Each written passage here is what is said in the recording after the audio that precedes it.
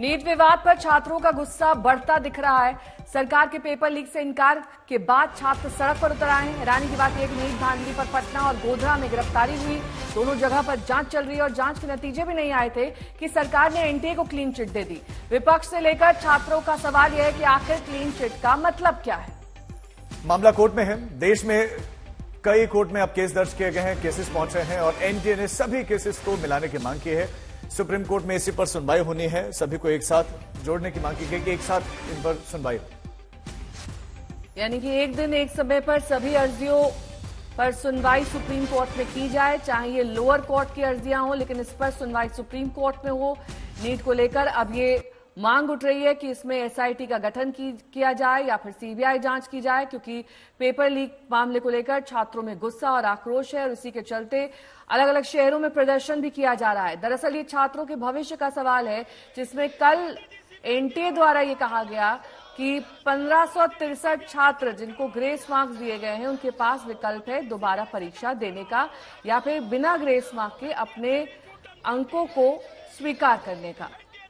ये जो स्टूडेंट्स है, जो अभ्यर्थी, ये भी आरोप लगा रहे हैं कि इससे तो एनटीए पूरी तरह से बच रही है, लेकिन मसला यहां पर लाखों स्टूडेंट से जुड़ा हुआ है जिनके रैंक पर सीधा सीधा असर पड़ा है। इस एग्जाम को दोबारा करवा लेने से 1563 अगर दोबारा एग्जाम में बैठ भी जाएंगे उससे रैंकिंग में बहुत ज्यादा फर्क नहीं पड़ेगा। लेकिन यहां सीधा सीधा धांधली का आरोप है। वो ये भी आरोप लगा रहे हैं कि जो पटना में जांच चल रही है, जो पटना में गिरफ्तारी हुई है, वो कब हुई है? जब नीट के एग्जाम में पेपर लीक का आरोप लगाया गया था, उसी मामले की इन्वेस्टिगेशन चल रही। गोधरा में गिरफ्तारी हुई, जब वहां इन्वेस्टिगेशन चल रही है तो फिर क्लीन चिट का आधार क्या? क्लीन चिट आपने कैसे दे दी?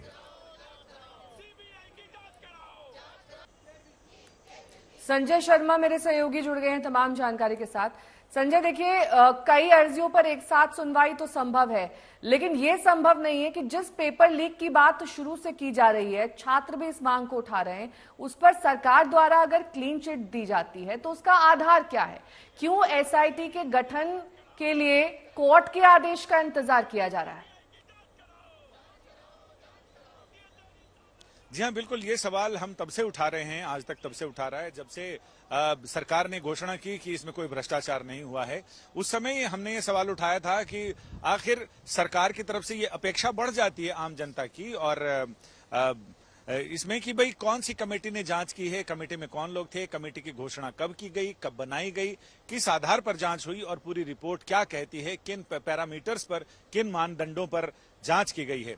लेकिन इसके बाद सबसे बड़ी चीज ये है कि अब तक ये बिल्कुल सही वाजिब सवाल है कि सरकार को एसआईटी या किसी भी सक्षम जांच एजेंसी तक इस मामले को जांच के लिए भेजने में दिक्कत क्या है आखिर। तो जब ऐसी चीजों में अगर समय लगता है तो आम जनता डेस्परेट हो जाती है, उन्हें लगता है दाल में कुछ काला है।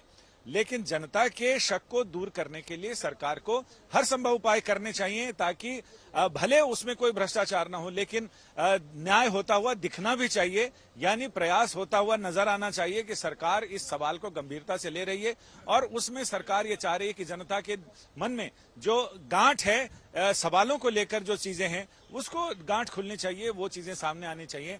तो अब ये देखना दिलचस्प होगा कि सुप्रीम कोर्ट में बस थोड़ी देर में अब इस मामले की सुनवाई होने वाली है। एनटीए 3 पिटीशन दाखिल किया है एनटीए ने। उन्होंने कहा है कि ट्रांसफर पिटीशन है। ट्रांसफर पिटीशन का मतलब कि अलग अलग हाई कोर्ट्स में जो मामले चल रहे हैं उन्हें सुप्रीम कोर्ट अपने पास ही बुला ले और वहीं पर ही एक जगह ही सारी सुनवाई हो, ताकि अलग अलग जगह सुनवाई होने से, अलग अलग आदेश आने से कई बार ये होता है कि भ्रम की स्थिति और ज्यादा गंभीर हो जाती है। तो भ्रम की स्थिति कोई ना रहे, एक ही जगह सारी से एक है साध है सब सद है, सब साध है सब जाए। तो इसीलिए एनटीए चाह रहा है कि एक ही जगह सारे कुछ चीजें हो जाएं, तो उससे फिर आसानी होगी।